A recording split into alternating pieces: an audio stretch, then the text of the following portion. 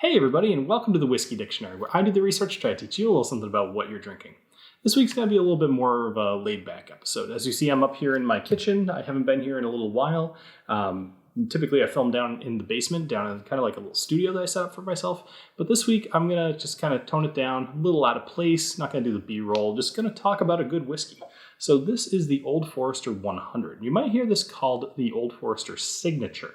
That is a 100 proof version of the regular Old Forester. They call it Signature because it's got the George Brown signature up at the top here. Now this is only introduced, I want to say around 2012 or so. It was only a few years ago. And it's been, pretty good. It's kind of become a whiskey that a lot of cocktail places would want to use. 100 proof whiskeys tend to hold up well in cocktails. So let's just kind of jump into this. We'll go nosing tasting. We'll just kind of chat, right? So let's pour. Now, I've done a little damage to this bottle. It's been okay, and we'll go a little bit in the overall as far as what I think you should do with this bottle. But it's been okay. The 86 and the 100 are pretty significantly different. The 86 is kind of tried and true. A lot of people like the 86. It's something that people stock. This 100 might not be one that you've even ever really picked up. When you start thinking about 100 proof whiskeys, specifically bourbons, there's other choices on the shelf that, they might be a little bit more expensive, but they might be a little better too.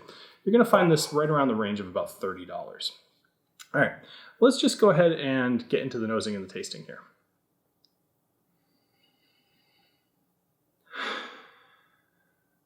So it does smell very good. It's got typical bourbon notes, right? So vanilla, caramel, blah, blah, blah. But the little things that set this one apart, it's a little heavy on the oak, which is nice. It's been a little while since I've had a bourbon that was heavier on the oak, and it's something I've missed, actually. Oak is just something that bourbon does, and sometimes it's nice to have a bourbon that really accentuates that flavor profile or nose. The other thing is cherry. So there's a good amount of cherry on the nose here, and that is probably what makes it work really well in a cocktail. When you think about a Manhattan or even an Old Fashioned or something, fruits do well with those kind of cocktails. So let's go ahead and have a taste. Cheers.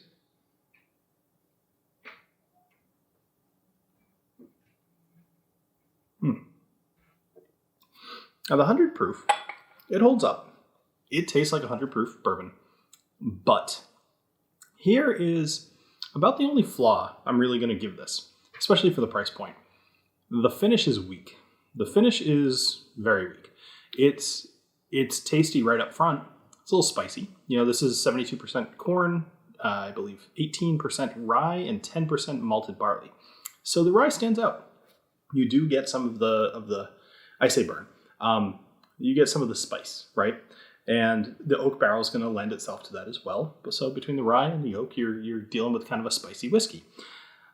The cherry doesn't come across so much for me. Oak does. Vanilla does. Caramel does. Let me try one more sip, actually.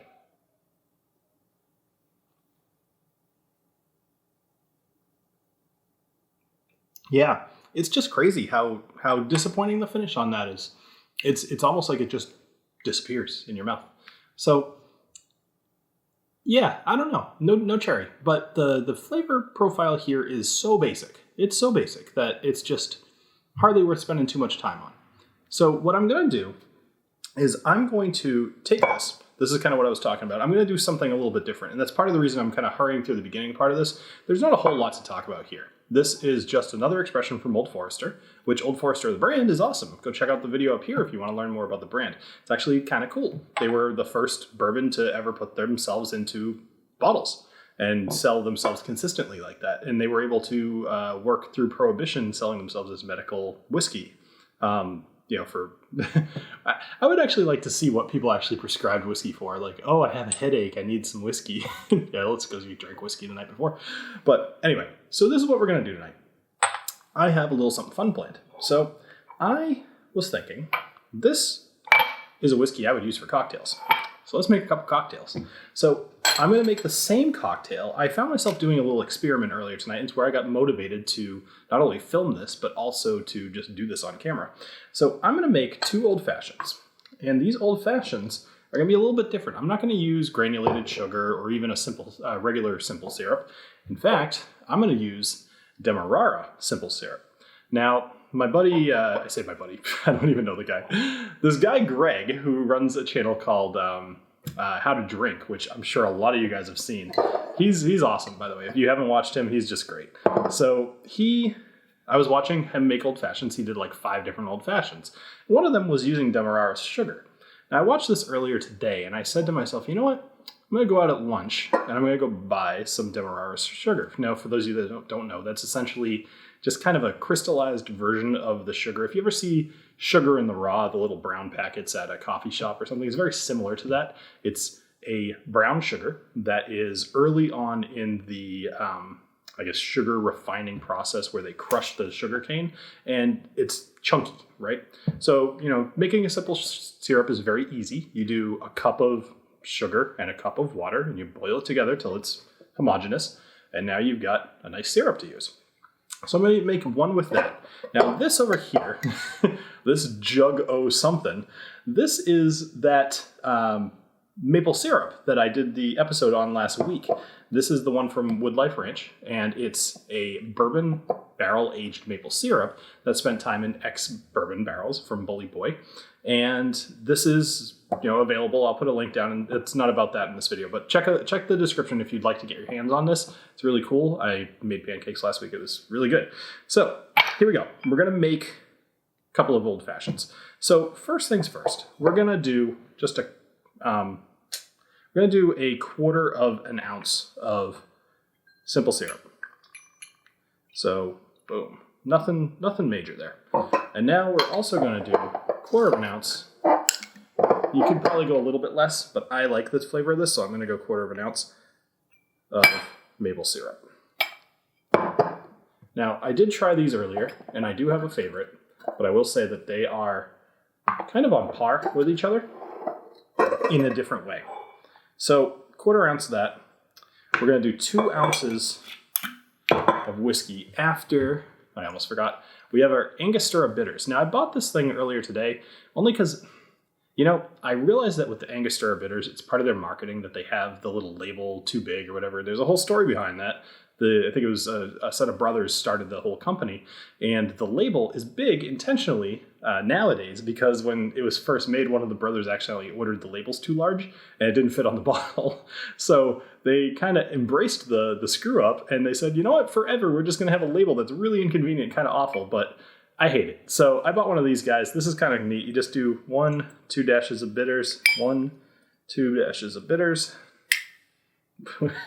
That was going to be funny. All right, and then you just do 2 ounces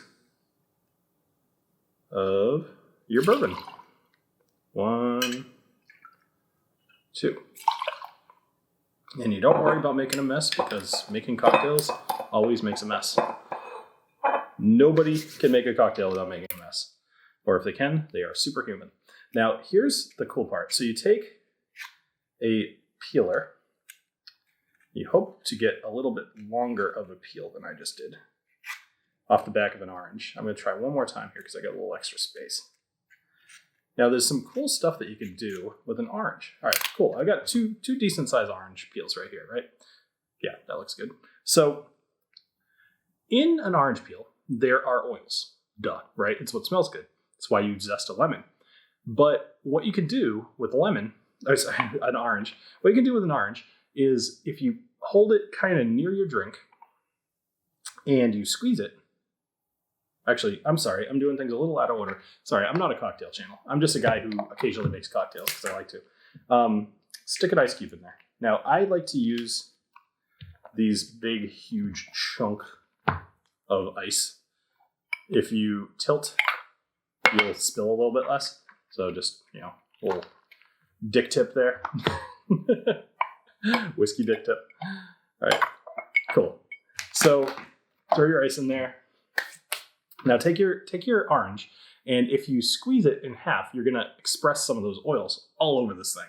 And it's gonna give a little bit more of an orange flavor all over your glass. So it's gonna persist a little bit longer. So it's pretty cool, and you won't be able to see this on camera, but if you do this to yourself, it's super easy. It's gonna happen. I've felt myself earlier today I wanted to do a practice round, and I was a little worried I wasn't going to get anything out of the peel, or like that I was going to do it wrong. There's so much oil in these things. It just squirts everywhere. All right, so express it over your cocktail. Take it, fold it in half with the rind side down, or the inside part down, and put it over the top of your glass on the rim. So that as you take a sip, it's going to taste orangey. Twist it up a little bit, stick it in your drink, and then do the same thing with the other one because we're doing a little comparison here, in case that wasn't obvious. All right, Demerara sugar and maple syrup. Now, I'm not innovating here. A maple syrup old-fashioned is a thing. I'll give you a guess as to what it's called. Maple old-fashioned. So now you need shoot, I did not bring my spoon with me, so I'm going to use the back of a knife here, which is probably a terrible idea, but that's all right. Either it'll work, or I'll cut myself and you'll get a show. All right. It smells so orangey right now. It's really, really good. All right.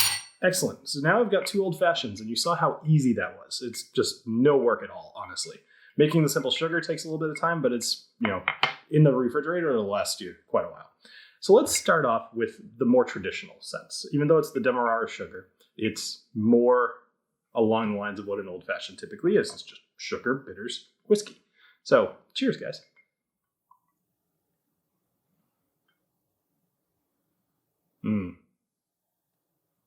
It's sweet, like you would expect. It tastes very much of the bourbon. Now, this accentuates the bourbon quite a bit.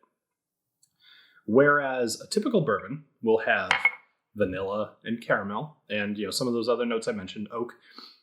Sometimes it carries an orange flavor to it. This one, at least for me, does not. But it's missed. It's sorely missed. Especially, and this is a little bit of a silly, like kind of marketing subconscious thing. They got the orange on here. So when you look at that, I don't know about you guys, I kind of expect that I might taste some orange in here. And without it, naturally, I miss it. So having the orange as part of the cocktail really makes a big difference. Very tasty. Now, here's the one I was a little bit more excited.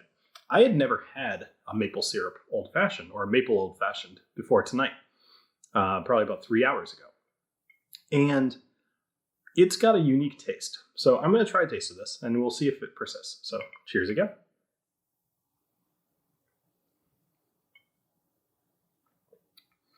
Very good. Now here's the problem.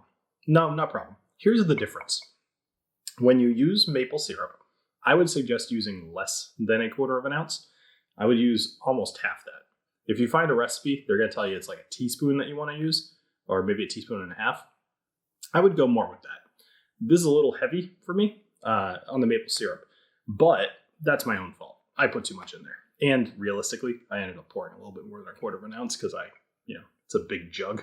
But anyway, so the taste here though is, if you take a little bit of the maple syrup out of the mix, it's good because it's a little heavier. This is a more substantial drink. This tastes like a summer's day, chilling on the outside on the porch. Maybe the ice melts a little bit more. You don't even mind if it gets watered down. This tastes like a drink. This is something done on purpose, and it's sweet. The extra bourbon barrel. If you find any other maple syrup that's aged in a bourbon barrel, you might even be able to kind of get a variation on here.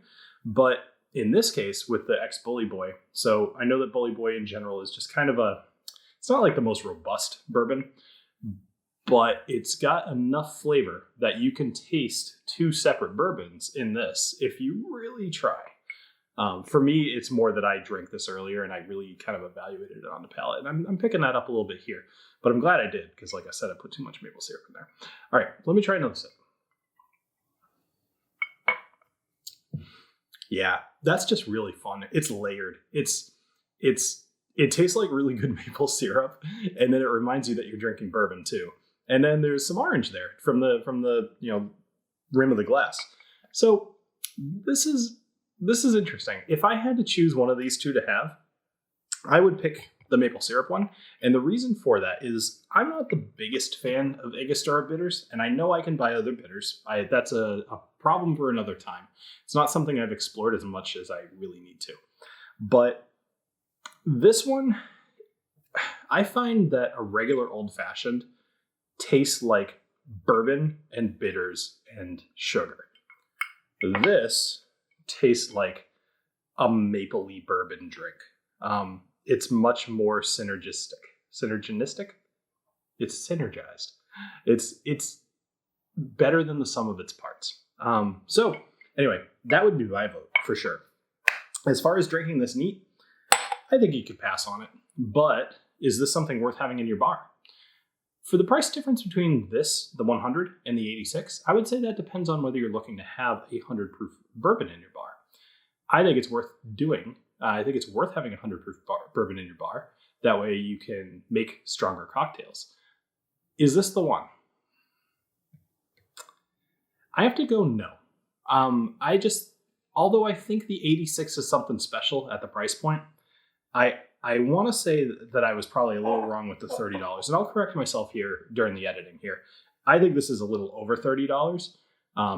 If it's even 35, this is not worth it. If this is right at 30, just to have 100 proof sitting in your bar, that's okay.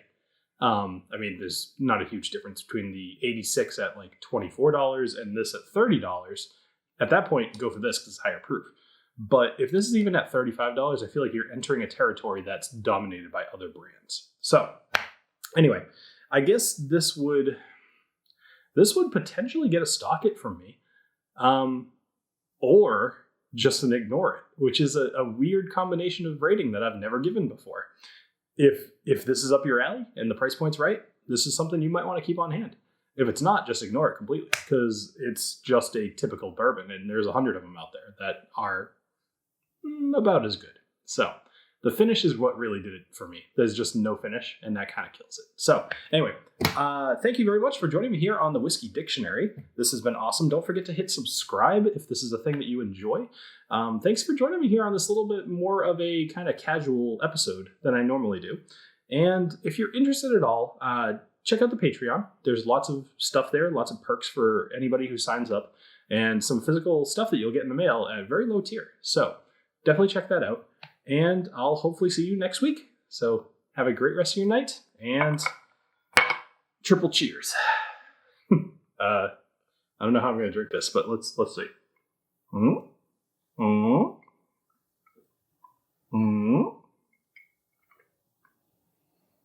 Nope, that's not going to work. I need to find a way to make this happen. I need to finagle. The Glencairn's so much taller.